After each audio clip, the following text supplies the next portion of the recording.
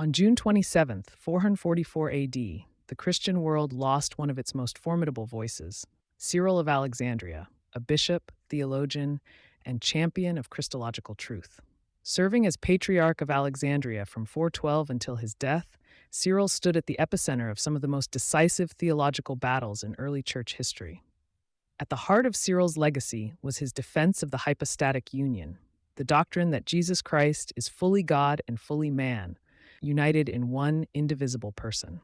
In an age torn by doctrinal division, Cyril rose as the chief opponent of Nestorius, who taught that Christ's two natures were so distinct that Mary could not be called the Theotokos, Mother of God.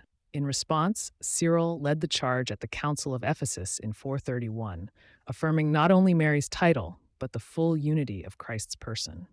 His theological precision preserved the mystery and majesty of the Incarnation at a time when it was under siege.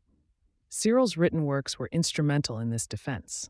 His third letter to Nestorius, officially adopted by the Church, laid out a precise Christology that would shape councils for decades. His 12 anathemas articulated the errors of Nestorianism with bold clarity, while his treatise on the unity of Christ offered a theological explanation of how the divine and human natures of Christ are united. In his commentary on the Gospel of John, Cyril reinforced the divinity of Christ with deep scriptural insight, tying his theology directly to the biblical witness. Though Cyril died 7 years before the Council of Chalcedon, 451 AD, his voice echoed powerfully in its proceedings. The Chalcedonian definition, which described Christ as recognized in two natures, without confusion, without change, without division, without separation, was in many ways a formal expansion of Cyril's theology. His writings formed the backbone of the Council's Christological formula, striking the balance between unity and distinction in the person of Christ. Cyril's influence did not end in the 5th century.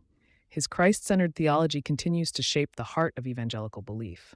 For evangelicals, the full deity and humanity of Christ are not abstract doctrines. They are the core of the gospel. Salvation hinges on the truth that Jesus, the eternal Son of God, took on flesh, lived a sinless life, died a substitutionary death, and rose again as one person with two natures. This truth, defended so fiercely by Cyril, remains the foundation of evangelical preaching, worship, and mission. Today, as we remember Cyril of Alexandria on the anniversary of his death, we honor not only a man of conviction and courage, but a theologian whose legacy continues to uphold the truth of the gospel across centuries, traditions, and continents.